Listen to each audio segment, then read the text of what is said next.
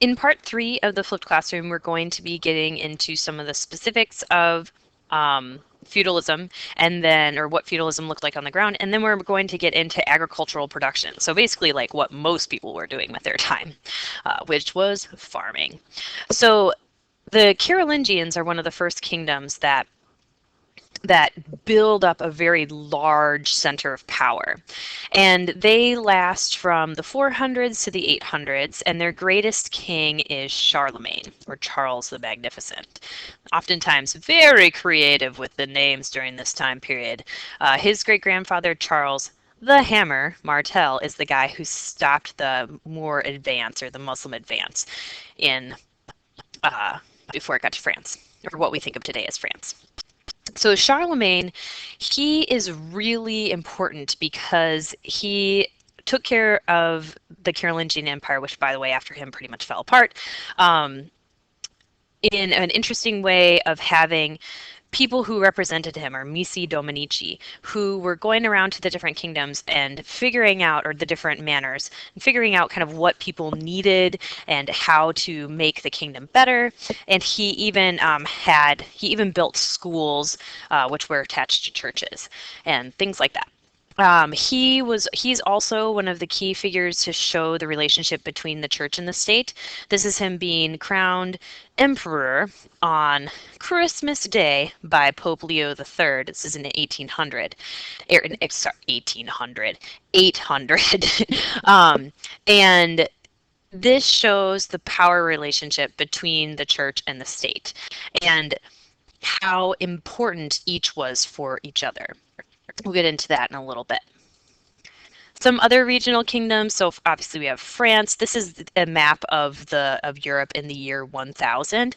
So after the Carolingian Empire fell, and these borders are very fluid. We'll watch a map in class that shows just the fluidity of these states, how people were constantly, different kingdoms were constantly fighting with each other and trying to expand their area of influence. England became a state in 1066. That's when the Normans invaded. Remember those Vikings, right? Battle of Hastings, 1066. There's a great Bayeux tapestry depicting that you can. There's an animated version online that you can look up.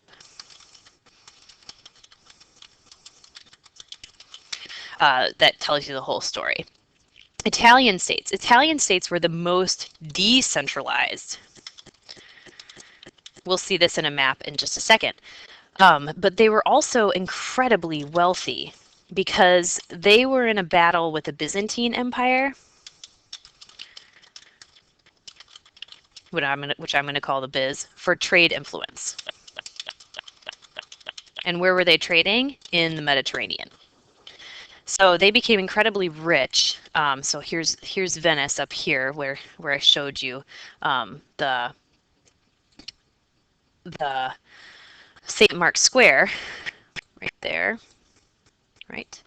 And then in the Iberian Peninsula, you had actually the regional states, the regional Muslim states, and then the Kingdom of Leon, the Kingdom of Navarre, and then eventually what we're going to see is Ferdinand and Isabella's kingdom coming through. But we'll talk more about that when we get to the next time period. So yeah, lots of different states vying for power. So here we have some pictures from Venice. This is what I wanted to show you. So this is next to St. Mark's Square. This is kind of the port of entry.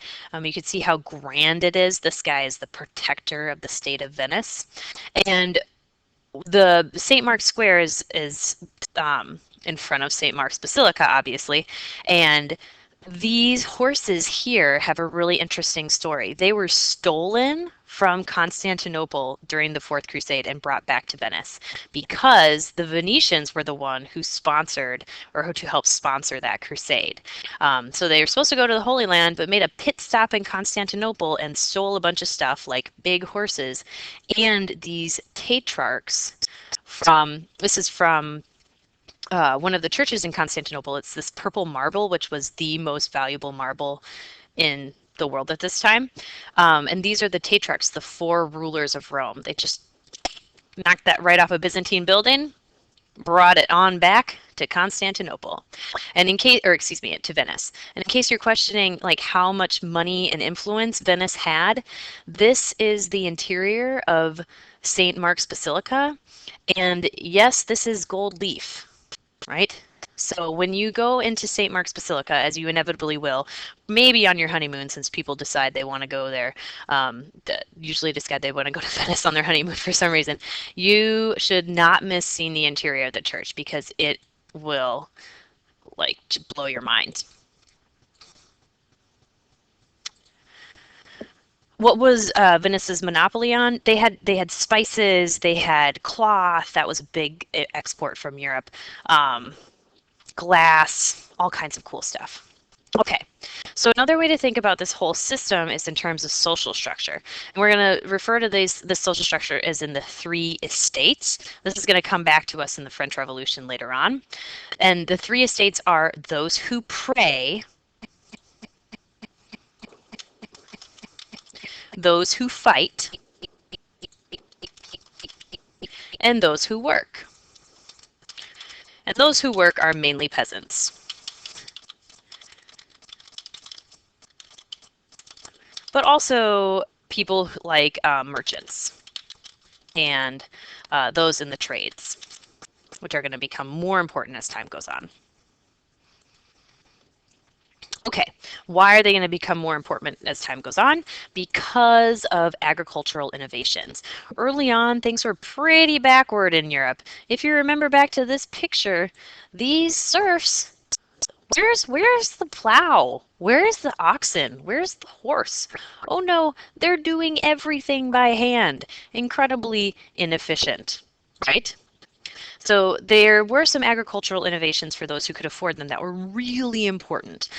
They started draining a bunch of land that was swampy for agricultural purposes. Of course, that led to some malaria spreading, but you know, whatevs.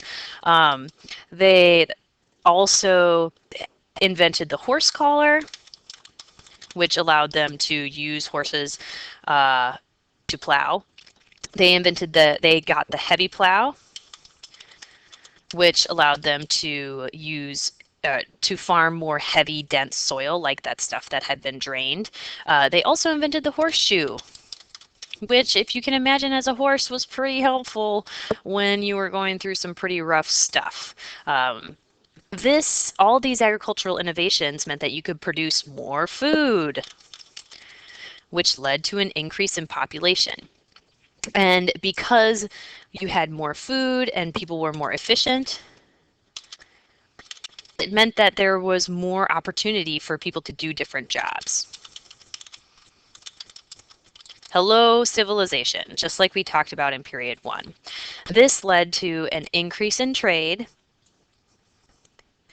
an increase in cities, and people moving to the cities to find opportunities, and people thinking to themselves, hey, there's more out there than just as what's in my manor. Maybe I should figure out what that is. Here we have a picture of two of those innovations, the horse collar and the horseshoe. And I love this series of paintings. This is the Louvre in the background. Here you have this peasant guy sowing the winter wheat. So he's like sowing a second crop here. And then over here you have a picture of the heavy plow. So agricultural innovations, pretty important. This allowed for the creation of medieval cities, more medieval cities. These are both pictures of Siena, which I guess if you were around a couple years ago, you might remember from what's the movie with the vampires? What's that? Oh man, I can't remember it now. Twilight, that's what it's called, the Twilight series. But this is Siena. It's in Italy. It's in Tuscany. I was really lucky to have the opportunity to go there when I was your age and climb this bell tower here, which was like pretty sweet. So pretty much every city, medieval city would have, especially the rich ones, would have like some type of bell tower. And then this square here is where they do horse races or did horse races during that time period. So super fun, exciting area of merchant activity usually. And all these ancient cities had kind of a wall around them, which you can barely see here for protection. And they're usually on a citadel or a hill. And this last image that I'm going to show you during this PowerPoint, yep, okay, this is the last one we're going to do. You can see the population growth in Europe. And again, this is mainly because of the crops, the innovations. Next, we're going to go over cities and towns.